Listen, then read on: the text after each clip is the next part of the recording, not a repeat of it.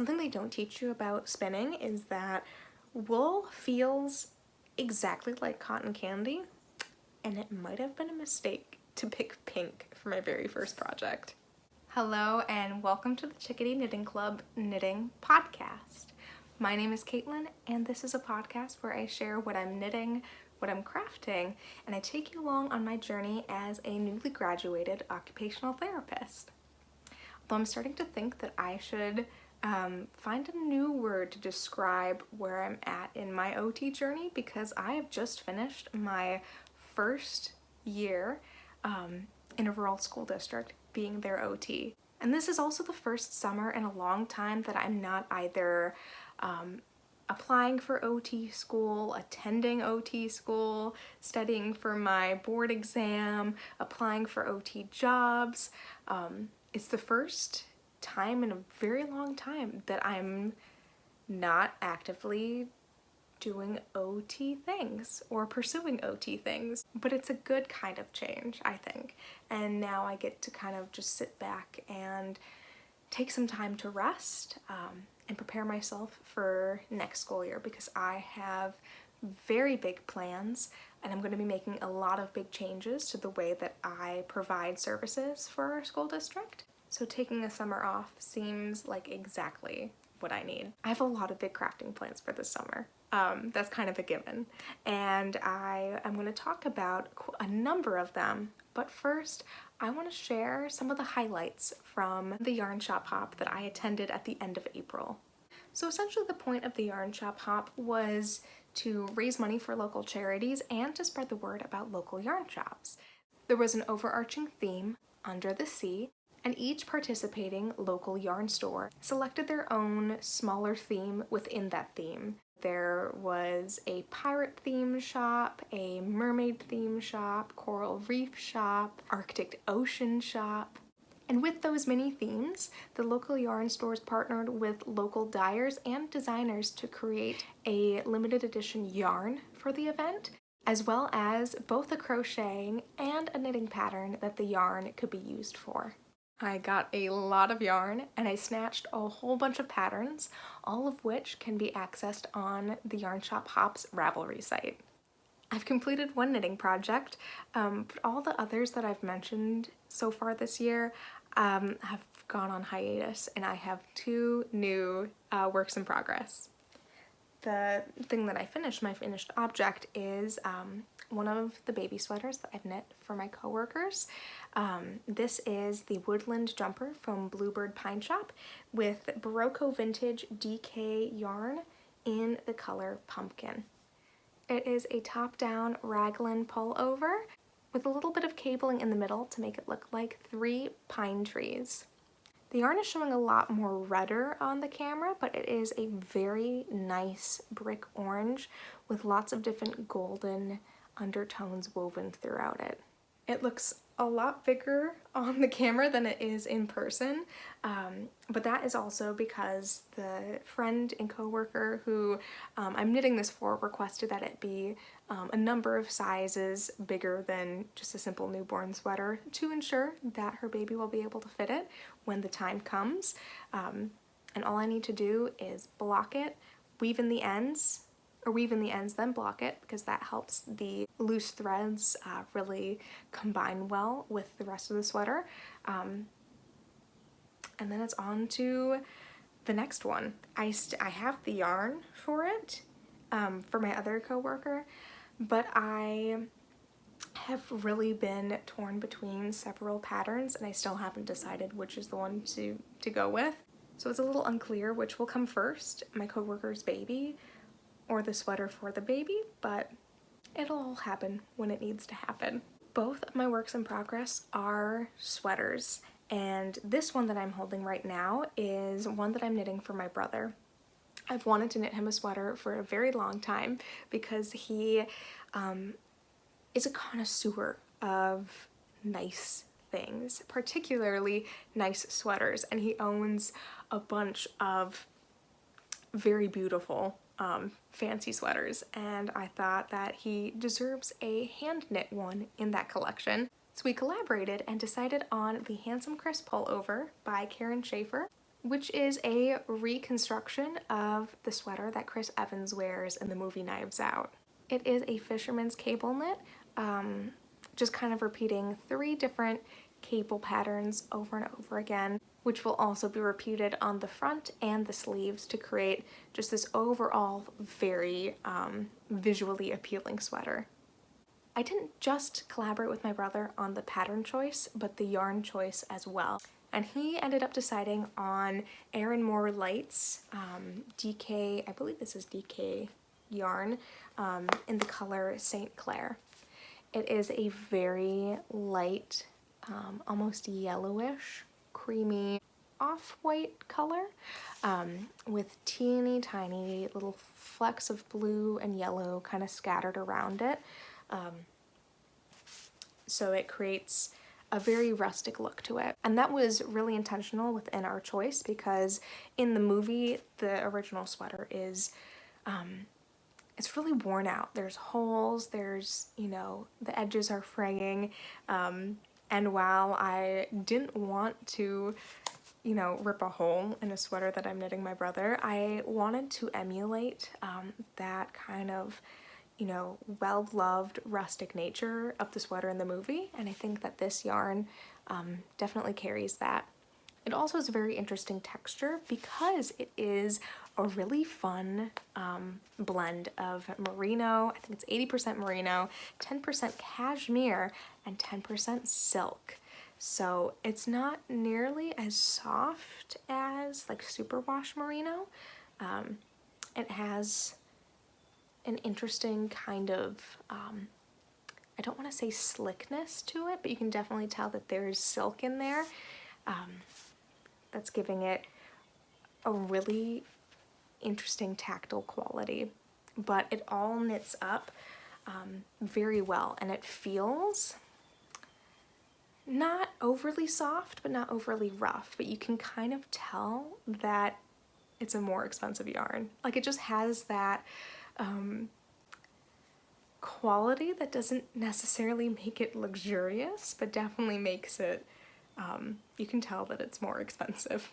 But overall, this is not an unpleasant texture to be wearing, and I have had a really fun time knitting it up to this point.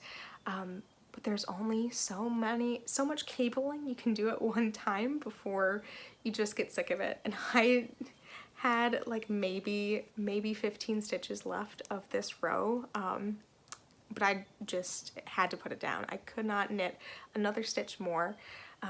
And since it's, you know, a gift, since it's going to be, you know, taking me a very long time to make this gift too, for my brother's sake, I don't want this to be a sweater that I feel miserable knitting. So I'm taking a pause until the joy returns again, after which I will pick it up and happily continue. But for now, I am knitting my own sweater. This is going to be the J Sweater by Rachel Brockman. It is a free pattern. The Handsome Crisp Pullover is also a free pattern, but the J Sweater is a free pattern through Universal Yarn, and I am knitting it with Barocco Vintage DK in Calico and Breezeway, which look a little something like this. Calico is a very light sky blue, leaning towards teal, and Breezeway is quite a true teal, leaning towards a darker blue. And so they contrast very well, and they're the perfect colors because the J Sweater is a top-down sweater with a colorwork yoke that resembles blue jay feathers. So I feel that these two colors, while not like true blue jay colors, they still work really, really well together. I originally knit this sweater in full sometime between 2019 and 2021, but when I finally put it on after it was all complete, it really did not fit right. And when I was looking back at the pattern, I'd found that I'd made one very petty mistake that ended up just having a massive snowball effect for the rest of the sweater. And that mistake was I didn't pay attention to the needle size. It calls for 3 different needle sizes at different strategic points of the sweater, and I just blew through and used one. So even though the gauge was right for that one needle, it was very much off for the other 2. And the fit was, I don't want to say that it was terrible, but it was so bad that even someone who doesn't knit, I am sure they would have 100% noticed that something was a little off there. So I put it in my pile, relegated it to the island of misfit knits, and waited until I had knit a few other sweaters to pick it up again. I sort of think of it kind of like the city of Pompeii, the ruins of Pompeii. Archaeologists have only uncovered 2/3 of the city, and 1/3 is still encased in volcanic rock. Not because it's taken all these many years just to get 2/3 done. Excavations began in the 1600s, but it's very intentional because they know that between now and the 1600s, the field of archaeology has advanced so much, and there's so much more that we today are able to learn from just little bits of rock and what little artifacts are left compared to the 1600s. Imagine in a few more hundred years where the field of archaeology is going to be and how much more we're going to be able to learn by excavating Pompeii in a few hundred more years. So that was the same mindset that I kind of had with knitting this sweater, and already I can tell that it is going so much more smoothly. Like, I'm not guessing whether or not this is what the collar and the beginning of the yoke is supposed to look like. There's already kind of the sense that, like, okay, I think I've got this right. My only problem is not only do I know like how to knit a sweater, but like this, but the techniques that I'm employing are so much more time consuming than when I had knit it the first time. One of them being tacking my yarn as I'm doing the color work. Tacking is just a way to make sure that you don't have super long floats behind your color work. And to do that, you just kind of wrap the yarn that you're working around the other yarn while you're working it, so that you tether it in place and are able to maintain a really nice tension. But like I said, it's a very time-consuming process, and by the time I've tacked my yarn, I could have, in that same amount of time, knit 2 more stitches. And I like to tack my yarn every 3rd stitch. So this is going to be much more slow going than the original, but I would so much rather do this right and have a sweater that I enjoy and want to wear than just have a finished product. Now that knitting is out of the way, I am so excited to share some of the new hobbies that I want to try this summer. One of which is made possible by my friend Julia from the Dancing Armadillo. She is an artist and fiber worker who makes really phenomenal pieces, very practical pieces using recycled material, whether it is old carpet samples or fabric to make baskets with driftwood handles. Very interesting, beautiful, beautiful stuff. And she tried her hand at spinning with a drop spindle, and I reached out to her and said, oh my goodness, I would love to learn that too. And she sent me a drop spindle. So a few weekends ago, when I was at a local Shepherd's Harvest Festival, which is just a celebration of wool of all kinds, including Angora, which I had never felt anything knit with Angora before. It was a spiritual experience. It was so soft, like so unbelievably soft. But while I was there, I got 4 ounces of roving wool, which doesn't sound like a lot, but this whole thing is 2 ounces. This giant thing of wool that's all packed together is 2 ounces. And so this is 100% Corriedale wool, so is the pink stuff, from Saga Hill Designs. And this is the color lavender, and this one is in the color pink.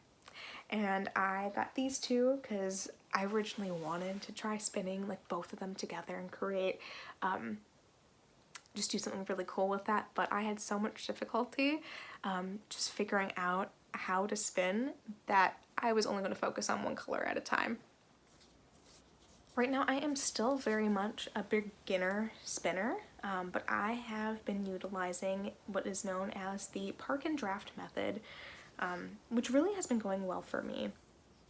All you need to do is spin the spindle clockwise a few times until tension builds in the fiber that you're holding. You pinch it to park it and draft it, which is just a way of pulling the fiber apart so that only a little bit gets spun at a time. Then you pinch that part and start the process all over again.